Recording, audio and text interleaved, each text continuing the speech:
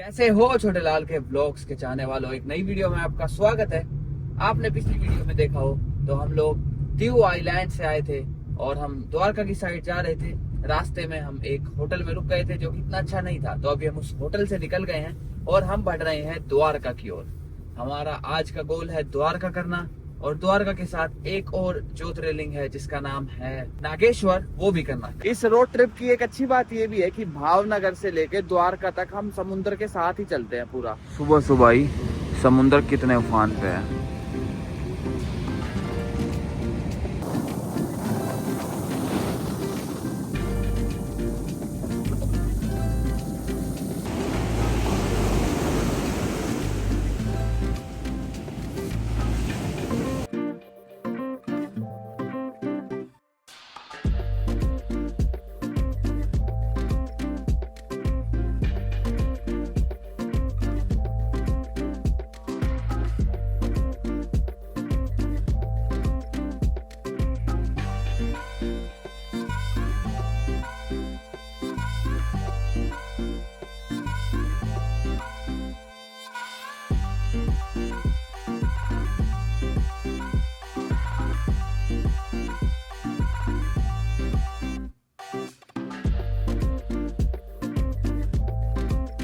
लो जी दोस्तों, पहुंच गए हैं हम कृष्ण जी की नगरी द्वारका में। यहाँ से शहर ऑलमोस्ट शुरू होने वाला है, आपको बिल्डिंग्स दिख रही होंगी, और मंदिर गूगल मैप के अनुसार 10 मिनट अंदर है।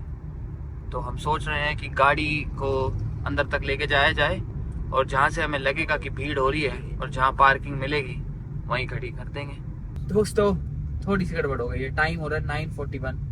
मंदिर बंद हो जाता है 10 बजे और सीधा खुलेगा मंदिर 5 बजे। तो 20 मिनट के अंदर तो ऐसा हो नहीं सकता कि हम गाड़ी पार्क करके और मंदिर के दर्शन कराएं। पुलिस वाले भी बोले कि नहीं कर पाओगे। ज्ञान की बात यह है कि जो बेट द्वारका है, मतलब ओल्ड द्वारका है, वो एक आइलैंड होता था और सिर्फ बोट से जा सकते थे। रिसेंटली 1000 करोड़ की लागत लग के एक ब्रिज बना है जिसका नाम है सुदर्शन ब्रिज, और अब वो ब्रिज शुरू होता है यहाँ से, सुदर्शन सेतु।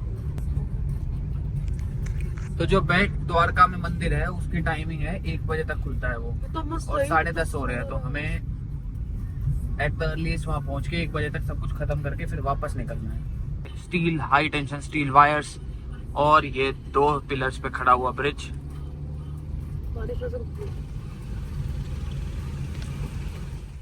दोस्तों पोपट हो गया, यहाँ का भी मंदिर बंद हो गया है और मंदिर खुलेगा 4:30 बजे। तो अब हम जा रहे हैं नागेश्वर टेम्पल। शंकर भगवान की बहुत बड़ी प्रतिमा है हमारे सामने। भीड़ बिल्कुल ही कम लग रही है, बाकी मंदिर में जाके पता लगेगा। बिल्कुल सामने हमें पार्किंग मिल गई है तो सीन सॉर्टेड है।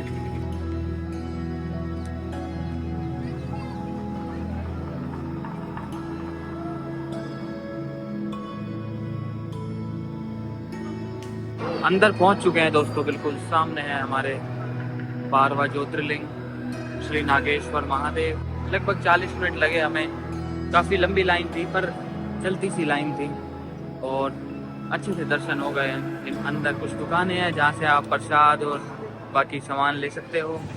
तो दोस्तों एक बार फिर से आ गए हैं हम बेट द्वारका में, जो है पुरानी द्वारका।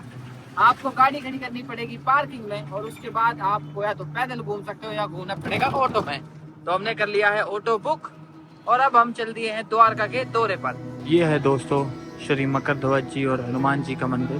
तो जो छोटी प्रतिमा आप देख रहे हो ये बजरंगबली की है, जो बड़ी वाली आपको दिख रही है वो है उनके बेटे मकर ध्वज की मूर्ति।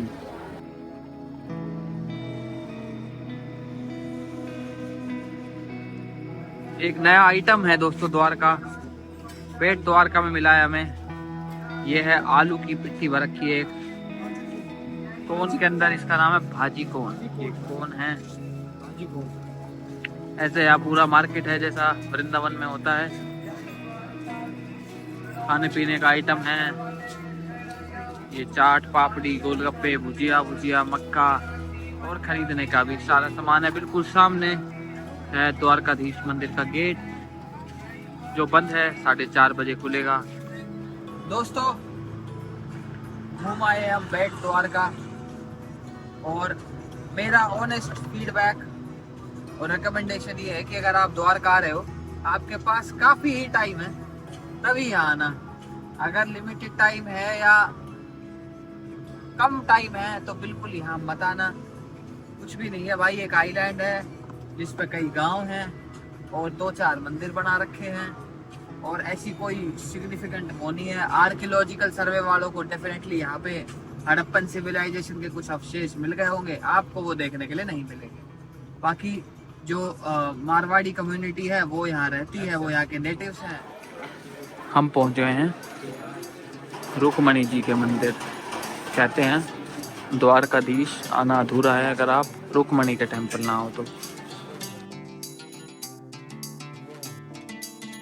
ऐसा डिजाइन है दोस्तों मंदिर का।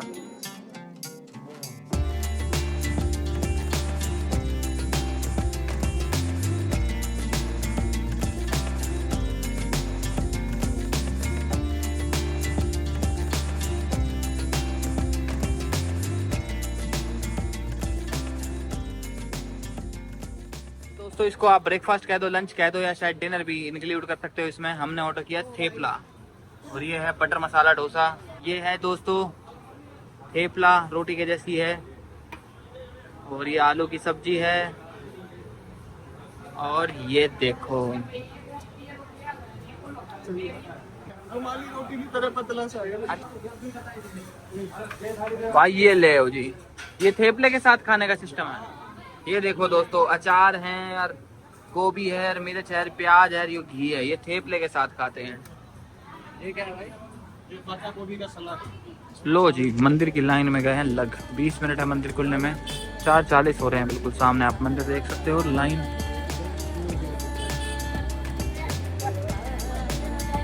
लाइन हो गई है बहुत लंबी।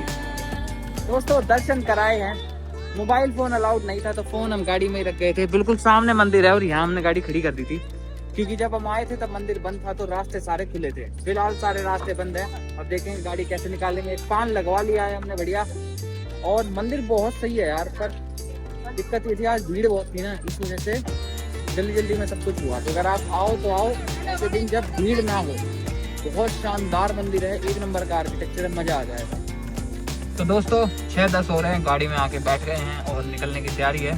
यहाँ से घर है 22 किलोमीटर दूर है। हम सोच रहे हैं घर जाके 22 घंटे, सॉरी यहाँ से घर है, ये नशे वाला पान नहीं है, थकान की वजह से ऐसा हो रहा है। तो यहाँ से घर है 22 घंटे दूर, 6 बज रहे हैं शाम के, मतलब कल 4 बजे तक पहुँच जाएंगे। बट ब्रेक्स इंक्लूड करके कल शाम को 6 से 7 बजे के बीच हम घर पहुँच जाएंगे। 3 ड्राइवर हैं, मैं चला रहा हूँ। अगले 5-7 घंटे आराम से चला लूँगा, इतने 2 ड्राइवर आराम करेंगे। उसके बाद रोटेशन चलती रहेगी और हम घर पहुंच जाएंगे मजे मजे में, आराम आराम। सुबह शाम की ड्राइविंग खुद ले लेते हैं, रात को हमको पकड़ा देता है। तो आज रात की मैं ले लूंगा, चलो ये बच्चे इतना कह रहे हैं। तो मित्रों जामनगर पहुंच गए हैं। लगभग 130 किलोमीटर 120 किलोमीटर के बाद हमें मिल गई सीएनजी। ज्यादा भीड़ भी नहीं थी और हमारा नंबर भी छुटते ही आ गया। इसी मौके का हमने फायदा उठाया, गाड़ी का सारा कूड़ा था जब वो फेंक दिया, पानी की बोतलें भरने गए हैं और ये हमारा ड्राइवर ऐसे कुछ सो रहा है। दोस्तों 10:30 बज गए हैं और हम रुक गए हैं अपने डिनर ब्रेक के लिए। हाईवे के साइड में ये एक सही सा होटल मिल गया, फैमिली होटल है बढ़िया, और मुझे मिल गया ये पूरा बेंच। तो मैं थोड़ी अपनी कमर सीधी कर रहा हूँ और मैं सोच रहा हूँ कि सुबह 5-6 बजे तक मैं चला लूँगा। फुल एनर्जी है, तो देखते हैं। बाकी हमारे दोनों ड्राइवर बढ़िया सो रहे हैं। ये लो जी, खाना आ गया हमारी, बढ़िया दाल तड़का, प्याज, तंदूरी रोटी, तवा रोटी, एक नंबर की दाल है दोस्तों। और ये जो तंदूरी रोटी है ना, ये थोड़ी मैदा की है पर बढ़िया है, एक नंबर। दोस्तों 2 बजने वाले हैं, हम ऑलमोस्ट 400 किलोमीटर कवर कर चुके हैं और ये है हमारा गुजरात का लास्ट सीएनजी पंप, क्योंकि अब हम चढ़ने वाले हैं अमृतसर वाले हाईवे पर और अगले 130 किलोमीटर के बाद राजस्थान शुरू हो जाएगा। ऑल्सो वो एक्सप्रेसवे है तो उस पर सीएनजी पंप मिलना बहुत ही मुश्किल है। हमारी एग्जिट होने वाली है बीकानेर। रॉन्ग साइड से चढ़ जाओ हाँ। कट कहाँ है भाई?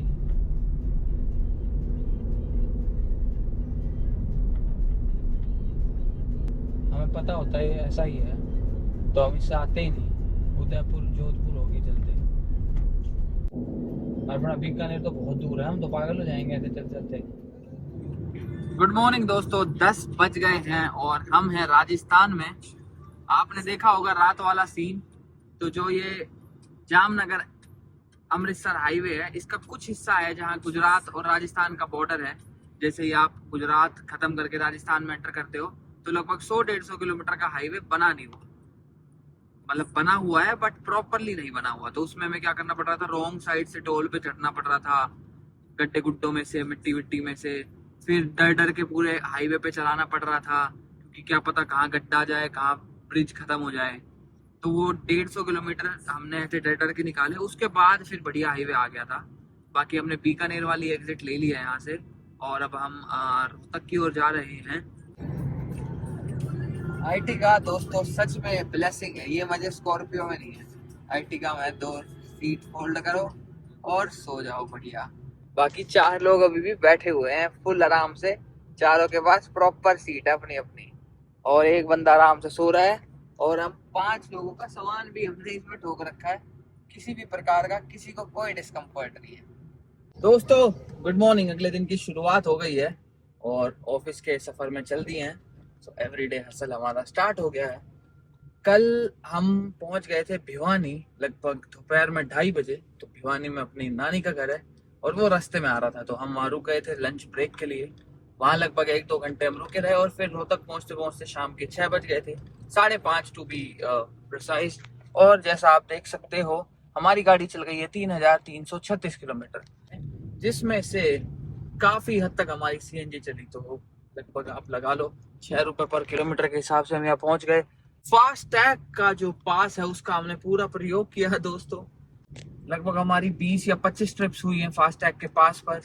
तो इस वीडियो को यहीं खत्म करते हैं। मैं इतने अगली ट्रिप की प्लानिंग करता हूँ और फिर दोबारा आपसे एक बार यहीं पे मिलूंगा। इंस्टाग्राम पे फॉलो नहीं करते तो वहां भी कर लीजिए और सब्सक्राइब कर लो, शेयर करो वीडियो को ज्यादा से ज्यादा।